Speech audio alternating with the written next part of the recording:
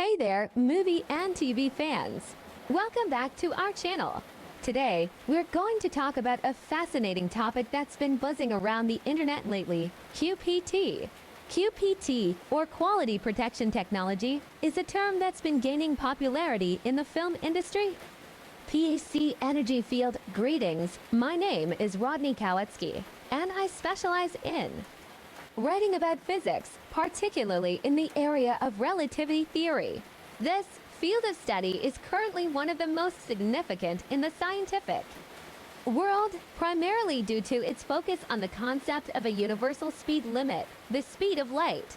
Recent research has provided compelling evidence that the space field, often referred to as dark matter, observed in the night sky, is characterized by its low-density nature. According to the renowned physicist Albert Einstein, space can be likened to a glass filled with water, with a surface serving as a dividing line within the space. This surface is seen as a representation of the expanding universe, much like the water level in a glass.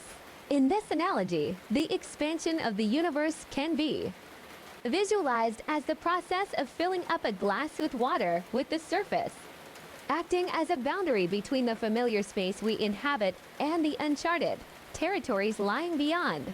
The vast expanse of space can be likened to a boundless ocean, with us situated at its midway point, surrounded by an endless sea of darkness. According to the Hubble theory, this space is like an inflating balloon exerting a force on dark matter, causing the Hubble sphere to expand at a constant velocity, despite this velocity surpassing the speed of light at 43 miles per second. It acts as a driving force pushing galaxies further apart. The concept of low-density space implies a field composed of extremely light elements, such as particles as minuscule as stains or as weightless as air and feathers. The amount of energy needed to propel galaxies away from each other at a consistent pace is substantial, reaching 450,000 miles per second squared. This energy is determined using the formula equals mc2, with c denoting the speed of light. Within galaxies, there are planetary bodies, stars, and entire solar systems residing within the bounds of interstellar space. The Casimir effect pertains to the peculiar scenario in which two positively charged plates made of metal or electromagnetic material are positioned close to one another, yet still possess some separation. Isaac Newton's principles outlining motion and gravitational forces serve as a means to elucidate the intricate movements of celestial entities within galaxies.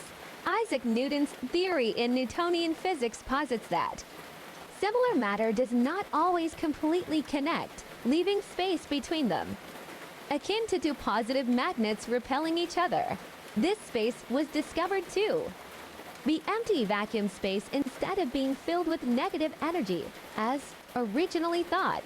It is conjectured that as planets and other moving matter produce energy, this positive energy generates a flow in the space between them, resulting in a central negative flow of energy within the empty vacuum space field. The interaction of this energy between matter and particles gives rise to a repelling force, contributing to the dynamic nature of the universe. According to the theory, a balloon is said to exert a significant amount of pressure on the fabric of space, causing ripples to form near the Hubble sphere. These ripples expand and accumulate energy over time, creating a unique phenomenon known as the Hubble anomaly. It is believed that this anomaly serves as the driving force behind the expansion of the universe.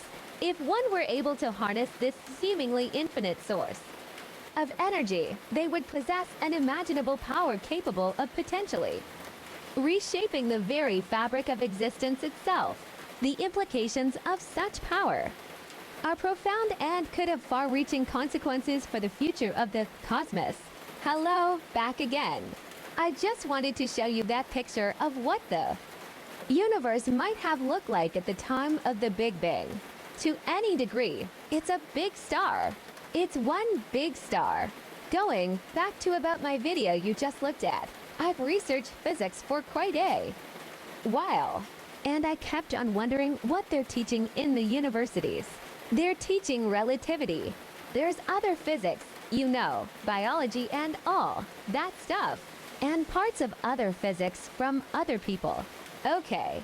But anyways, I've read quite a few books on physics and my inquiry as an update. Space energy field greetings. My name is Rodney Kawecki. Consider tightening this opening to give it a more formal, engaging tone.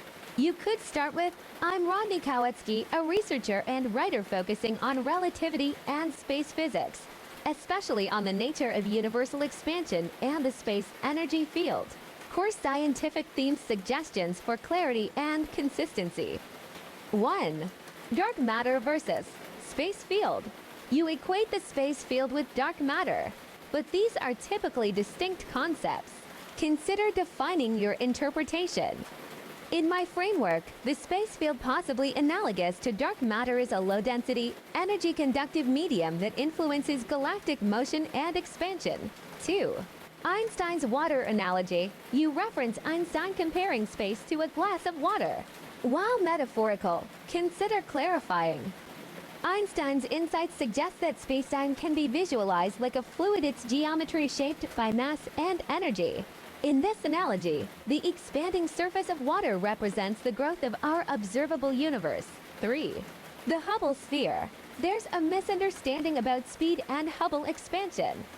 The Hubble expansion isn't a velocity through space, but of space itself. Galaxies don't move faster than light in the usual sense. Space between them expands. The expansion of space itself causes distant galaxies to recede, an effect quantified by the Hubble constant. While the expansion rate at great distances appears to exceed the speed of light, this doesn't violate relativity since it's the metric of space that changes. 4.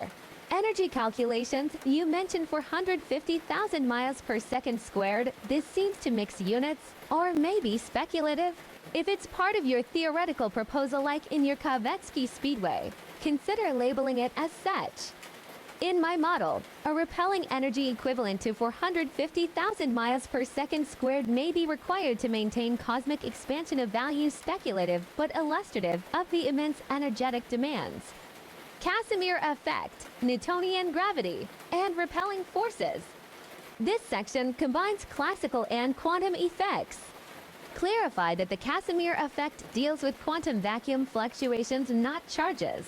The notion of positive energy generating a negative central vacuum flow is intriguing. You might define it as part of your quantum physics solution or Kawecki field model.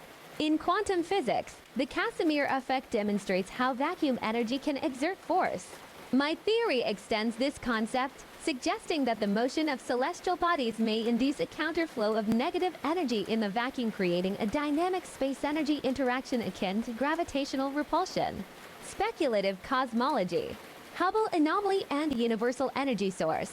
Your idea of the Hubble anomaly as a pressure-induced ripple fits metaphorically with inflation-era physics and dark energy. Consider presenting it as a hypothesis. I hypothesize that the cumulative pressure from expanding galactic regions creates ripple-like distortions at the Hubble boundary, forming what I call the Hubble anomaly, possibly a mechanism of cosmic acceleration, conclusion, and vision. If one were able to harness this seemingly infinite source of energy, double quotes, this is compelling.